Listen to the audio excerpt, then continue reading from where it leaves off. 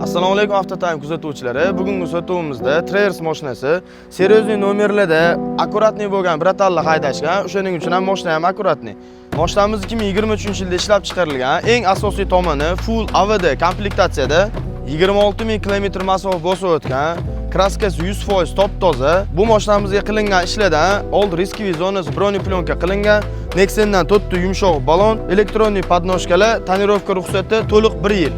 Kapot ostida 3.6 litrli V6 motor, 310 ot kuchi, 9 pog'onali avtomat korobka. Ya'ni mashina katta bo'lsa ham yo'lda o'zini juda yaxshi tutadi. Ходовой sistemasiga $1200 o'zgarishlarni kiritilgan.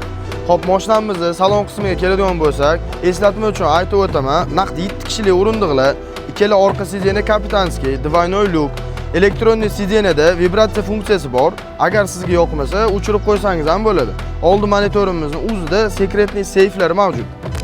Qolgan mayda-chuyda funksiyalarni aytib o'tirmadim. Hop, mashinamiz narxiga keladigan bo'lsa, $45900 deb belgiladi. Kimda kim mashinamiz ma'qul kelgan bo'lsa, pastda raqamlarni qoldiraman, ma'lumot olishingiz mumkin.